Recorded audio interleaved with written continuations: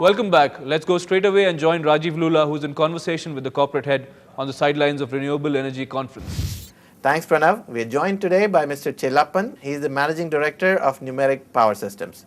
Welcome, Mr. Chelappan. Thank you, Rajiv. Mr. Chelappan, your company manufactured UPS systems for quite a while, and now you've diversified into solar panels. Why did that happen? How does the industry look for you? How's it going? Okay. Looking at the energy demand and the energy generation in the country, certainly we need to work on green energy move pretty fast. And we're looking at the demands across the country and the green energy mission being announced by government by year 2017 to year 2020. We must have 2,000 megawatt of solar power required, and that's aimed at reaching towards 6% of country's energy needs. So now, Mr. Chelappan, are these targets set by the government, or these are? It's a plan. These are plans, okay. And to achieve that, number one is we should have the ability and the base to produce a number of PV modules, the solar PV modules. It may be amorphous silicon or it may be polycrystalline, whatever be that suitable technology, but we need to produce those many panels.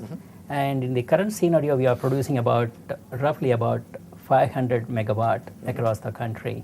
So it needs so many years of production in case if we have to rely on the existing manufacturing capabilities. So certainly there is enough space and opportunity for the new ventures to produce PV modules, and Numeric has a very strong focus in this area. Great. Now, staying with the big picture, I know some of the countries, some of the advanced countries like the US, for example, they look at renewable energy sources and alternative fuels as something that could stimulate their economy. So they're investing a whole lot of money into research, a whole lot of resources toward that. And India, with about 3 times the population, are we doing enough? Are we moving fast enough in that direction? Do you think it could have a big impact on the overall picture? In terms of the economic growth to energy production or energy generation in India, if you look at, we are far behind. Even if you take US-like countries, their highways are well lit with high intensity lamps to facilitate easy movement of traffic. If you take that as a reference point, India needs a lot of those things of eliminating our traffic prone roads and critical areas, but even in that area we lag behind. We are not so well lit. That is a good reference point in terms of population versus the generation, and we are far behind. Mr. Chelappan, your company recorded 40% growth just last year. That's phenomenal. Congratulations on that. And then the future looks like it's going to be about 10% growth this year. If you could tell us how you achieved that 40% and why did it dip to about 10% for the future? What does the industry look like? Last time the new markets that we opened for UPS products and green energy products was phenomenal, and we could cover the complete India market, right from SOHO, SME, education sector to high level IT facilities and BPOs in a very wide spectrum, and that really gave us the opportunity to grow by 40%. And looking at the current scenario now during this financial year, the number of units produced are the same. We keep up with the same pace of producing more than 25% of the equipment. Due to the market conditions and change in the economic scenario, the sales price are dropping a bit. So with all the constraints around us and our good quality products going to the market, conservatively we look at least 10% growth over the last year's 40%. You also have a farm, a solar farm in Coimbatore somewhere. That's right. Close to Chennai. So now tell us about that. What was the thought? How did you establish that? And how is that farm doing? Okay, right now we have a wind farm and we have a shade-free land of about 50 acres. And that is what is going to be our first solar farm. I would say it's going to be our first solar farm pretty soon, but this will happen within this financial year.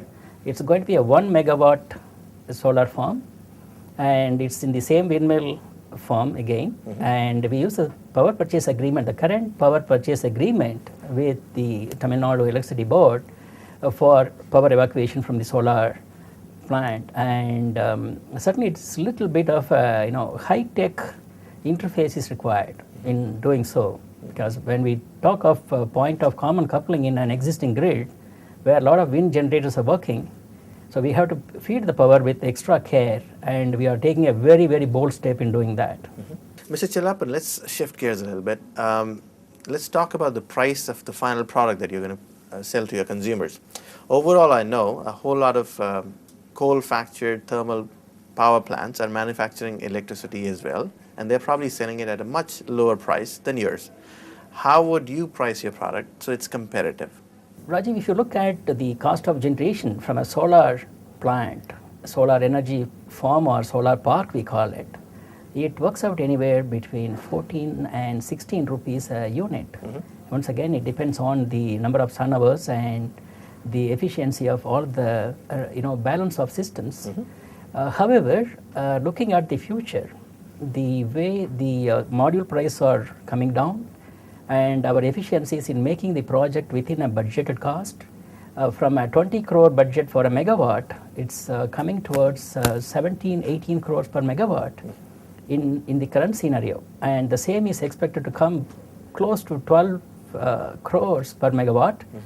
That is the time we will have at least about 8 to 10 rupees per unit, that is cost of generation. Right, yeah. And going forward with the non-availability of, I would say going to be non-available at least from the standpoint of fossil fuels and coal, certainly the grid parity will be seen pretty soon. Thank you, Mr. Chelapan, for joining us today. We should have you more often on our channel, Pranav, back to you. And now it's time to hear from a young television personality turned actor and entrepreneur has to say about how he invests his money. Making others look good, that's one of Anand Kannan's interests. This VJ, actor, businessman, all rolled into one, is a partner in a couple of natural salons in the city. He's parked his money in different places, but the most important one is his business. I would like to call upon Bharatiya to answer this question. Bharati had a series of Kannan songs, and Kannan, of course, is a favorite god. He called him dad, he called him guru, and at one poem he called him Sevagan, his employee, slave. So I think money is something like that to me. It's God, but it's working for me. It's my slave, it's my employee, to be nice. Long-term dreams, short-term dreams. Long-term dreams being having our own Lion King, Indian Lion King, and going to the airport and taking the first flight out of the country to anywhere, whatever. So for those kind of things, to realize those kind of things, I think investment is very important, and I think money to work for me is very important. I also have a group of people who are very educated and specialized in this investments, like my brother and my guru, my rich dad, who is Kumaravel, who runs Naturals. They guide me in the right way, and they tell me where to put my money, and I go by their numbers and a bit of my passion to put my money and see it grow. And one such very good example will be Naturals.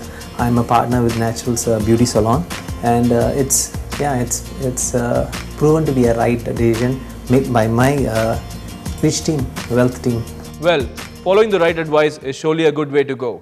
Now it's time to wrap up. We'll see you next week with more from the world of business. Do send us your comments and suggestions on feedback@ndtv-hindu.com or call us at 99413 22222. Goodbye.